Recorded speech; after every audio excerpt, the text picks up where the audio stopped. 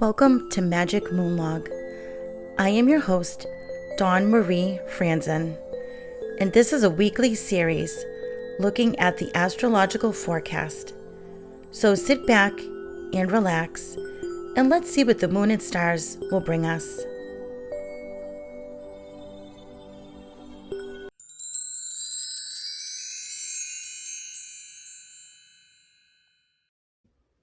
Hello everyone. Welcome back to Magic Moonlog. So I just want to let you know that Chris and I, along with my daughter Darcy and her husband Chad, went to go see a psychic medium. Her name is Vicki Monroe. I don't know if you guys have ever heard of her, but she was amazing. None of us got called out, which was kind of disappointing, but to hear some of the stories that went on, some of the things that she was able to tell people was just amazing. And there were tears, hearing some of these stories about people losing their loved ones and them around visiting. I mean, she said that there were a lot of spirits around in that room. And she even told everyone at the beginning that she was not going to be able to get to everybody in the short amount of time. I think she was there for about an hour and a half. Maybe it was about 2 hours, but there was a lot of people. And, we got a chance to say hi to her and everything. And her husband was there helping out. So it was really nice. I was not aware that we lived at least 600 lives before this one. According to her, we have. That blows my mind. I know that we have lived other lives. I even know about a couple of my past lives, but I did not know about 600. That is crazy. What could we have done 600 times before, And I realize that each time we're here on Earth, we do something a little bit different because we learned a lesson beforehand. So think about that. Kind of blows your mind, doesn't it? It's interesting. All right. Well, let's get to our Astrocast for the week of March 23 to 29. So I don't know if you noticed, but I'm trying different angles with my camera and lighting and everything like that. So hopefully one of these days we'll get it perfect until I get my own space where I can create a better studio type area. This will have to do for now if you guys are watching it on YouTube. So yeah, anyway, on Saturday, March 23, today, if you're listening to this today when it comes out, the moon and Saturn are in opposition at 5:17 a.m. At 8:54, the moon is in opposition with Venus. At 11:22, the moon and Jupiter are trine. At 9:10 p.m., the moon is trine with Uranus. On Sunday, the moon and Mercury are quincunx at 1:37 a.m. At 11:49, the moon is in opposition with Neptune and is void until 4:37 p.m. when it enters Libra. At 12:37 p.m., Venus and Jupiter are sextile. At 7:47, the moon and Mars are quincunx. At 8:11, the moon and Pluto are trine. On Monday, March 25, the moon is in opposition with the sun at 3 a.m. and is also full. And this is the first full moon of spring, and it is called the worm moon. So this is an interesting name for a moon.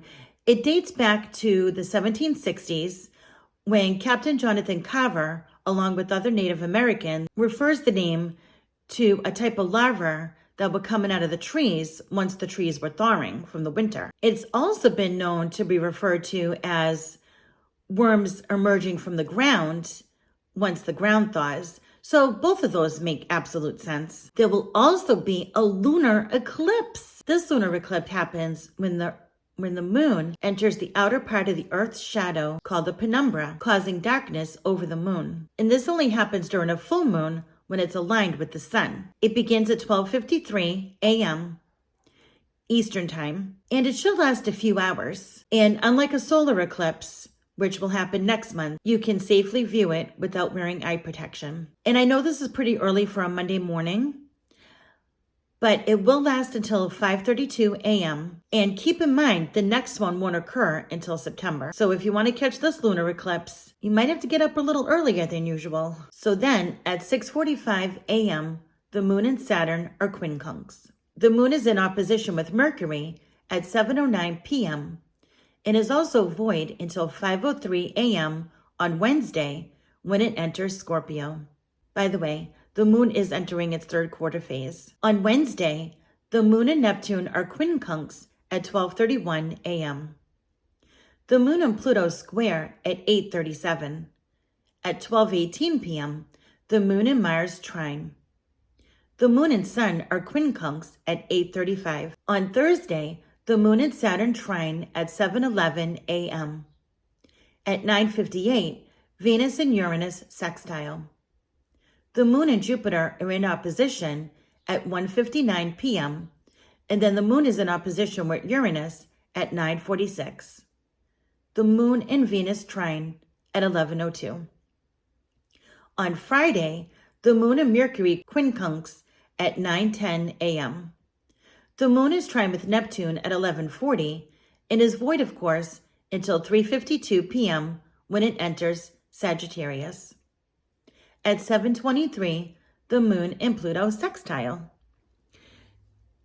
So what does it all mean? Well, be sure to stick with any plans you may have during the weekend. There might be something extravagant happening. You could be a big influence on others. Set aside some time to balance your thinking and emotions.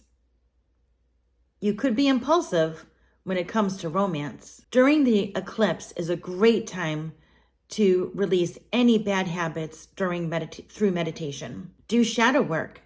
Feng shui your home or space. And you can make eclipse water. So what you do is you get a mason jar, fill it with water, make sure the lid is screwed on tight. Set it outside when the eclipse is about to begin around 12:53 a.m. on Monday, Eastern Time. Remember, this is Eastern Time that I'm talking about. Think about what you will use this energetic water for. Bring the jar inside once the eclipse is over. You can actually drink it or cook with it. It's absolutely safe. And while you're doing this, think about your intentions. And you can also water your plants with it too, for growth and health. And the magic will remain for a couple of months. So you don't need to use it all at once, and you can use it for different purposes. So midweek, you may experience an abrupt change in your mood. Be sure to make few demands as possible on yourself and on others. Take some time for self-examination. Remember that through patience, accomplishments can be made, and peaceful thoughts end arguments. Seek enjoyment and redecorate if you haven't already done so for your spring cleaning. And during the end of the week, you might have some intense feelings and idealistic thoughts. Magic Moonlog is sponsored by Life-Changing Energy. They've got yoga outfits and all kinds of other clothing, jewelry, and healing tools. Take an online course. I took my course with Vicky Gold and am now a certified crystal and chakra healer. Please visit lifechangingenergy.com and use the promo code MAGIC7, that's magic with a K, number 7, for 7% off your purchase. And now back to the show. All right, so I'm just moving my iPad with my notes. Here we go with the spell of the week from the Witch's Spell a Day Almanac. And this is for self-reflection, and it is a lunar eclipse spell. And as always, if you follow along on the Facebook page, you would have seen what you needed for this spell, which is just a journal. Okay, so it is for the date of the eclipse, which is Monday, March 25. And the color of the day is gray. And the incense of the day is neroli. And it's called Self-Reflection Lunar Eclipse Spell. Traditional astrologers feel that doing magic during an eclipse is inauspicious. In magical workings, eclipse energy can come across as confusing. It can be harder to navigate the waters of an eclipse over those of other full moons. The belief is that the eclipse energy is inconsistent and magic work during these moments is unreliable. However, self-reflection is a good thing during a lunar eclipse. By using the energy of the darkness to go within and take stock, you can connect with pieces of your life that you might have been ignoring, avoiding, or putting off. It's not necessarily a good time to take actions on these things, but it is a good time to take stock. During the eclipse, take out your journal and write this. So far this year has been blank. Write until you feel complete. Then write this. Lately, I have been feeling blank. Write until you feel complete. When you have finished, set your journal aside. The next day, take out your journal and read over what you wrote. Notice anything interesting or important that you feel you need to pay attention to. And this is by Phoenix LaFay and Guyon Raven. And of course, that will also be on the Facebook page. All right, now for the Everyday Spells card. And this is Reclaiming Your Space. You'll need 1 cup of peppermint tea. You should clear any clutter that is not useful for your magic, as it creates bad energy in your space. Banish the bad energy from your home with this spell, and this is perfect at this time of year. Once you have prepared the tea, allow it to cool fully. Once it's cooled, dip in your fingers and sprinkle it throughout the house, reciting the following. This space is mine. This space is divine. May all the energy here be healed. And so it is by magic sealed. All right. Okay. Now for the Fairy Wisdom Oracle. This is what I'm drawing for today. I know I did this deck last week, but it's just so cool, isn't it? So let me get everything out.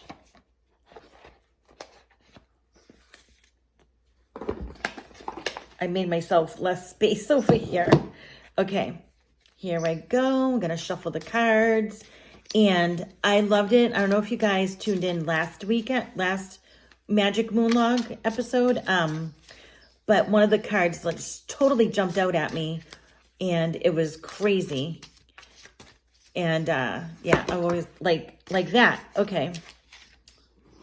I love it. I just love it. Actually, 2 of them jumped out. All right, so let me set these aside. And the first card that's showing is Moon Secrets. Look how cute that card is. And the next one is Hummingbird Dreams. And oddly enough, they are pages one right after the other. So So the first one is card number 29. All right, Moon Secrets. And the key word to this one is cycles. Life is all about cycles. Creation depends on cycles. The cycles that create life on Earth are meshed with those that create and run the universe. We are all aware of the moon's cycles and the effects that they have upon life on Earth. From our tides to our reproductive cycles, the moon has great influence upon our lives. For certain, the universe also has many other cycles that influence us. Everything in existence is cyclic in one form or another, or it could not exist. Cycles bring order to the universe and to our lives. There is a season for everything. Everything must happen in its own time. A cycle forms a circle, which symbolizes continuance of cosmic energy flow. The energy that animates each of us is never ending. It was in the beginning and will ever be. It can change forms, but it cannot be destroyed. Learn to know the cycles that affect you. Sense them. Pay attention and notice all the cycles around you in your life. The seed that sprouts and grows has a cycle. Day and night are cyclic. You breathe in and you breathe out. What all these cycles tell you is that there is order in the universe and there is order in your life. You just have to acknowledge the order and flow with it. Don't fight it. Know that when you relax into life, things begin to work more smoothly as you are no longer fighting against the universal energy patterns, but moving within them. And the chant goes, Goddess Moon, who reflects the cycles of the universal force, help me to remember all things have their perfect time of being, as well as their perfect time of ceasing in this realm. The great wheel of existence turns continually. Help me to remember I am a part of that wheel, and all that is, I am, so be it. And it says, celebrate life's cycles today. That's pretty cool, coming in on the lunar eclipse. And the next one is the next page over, and it's the hummingbird dreams. And the keyword is the smallest, which makes sense because hummingbirds are small. Even those who seem the least to us have their dreams. The tiniest and the weakest have their place in the universe, just as we do. They have a special job that only they can do, a place that only they can fill. There is no one being that is more important or more worthy than another, regardless of the form in which they choose to express themselves in life. We marvel at the tiniest hummingbird. How can it move its wings so rapidly that it can hover in one spot and then fly off in a split second? What strength and agility it has. What divine form. It's hard to believe that something so tiny can bring so much beauty and wonder.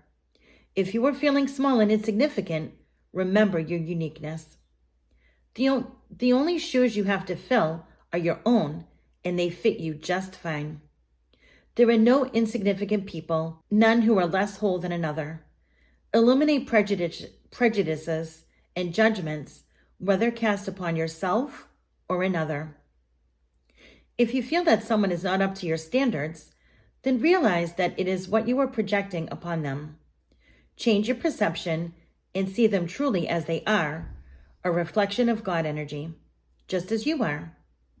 Spirit expresses through us all in its own way.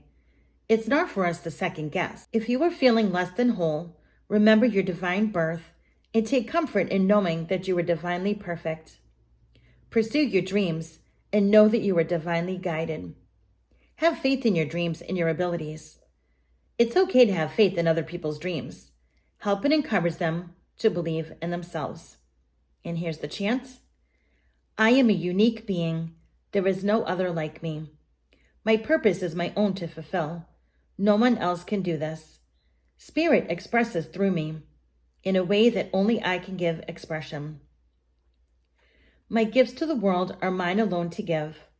I am in divine harmony with all life, so be it. And it says, take time to notice the smallest things today. All right, that was pretty cool. I feel that those two cards both resonated with what we talked about today. And by the way, when it mentioned the shoes, and you can only fill your own shoes, it reminded me of what Vicky Monroe, the psychic medium, said to us. She said that mostly everybody that she sees that have passed on are all barefoot. Isn't that crazy? So it's like, we just don't want to wear shoes over there, I guess. All right, everyone. That's it for today. Have a very magical week. If you like this episode or show, please consider going over to Apple or Spotify to give me a rating and review. It will really help with the algorithm of the show. Share with your friends and follow me at Witch Magick on Instagram. You can also join us on the Witch Magick Facebook group. If you would like to support the show even more, You could check out my Patreon and Coffee pages and join the tier of your choosing and budget for extra perks, as well as helping me maybe get a cup of tea. Thanks, everyone.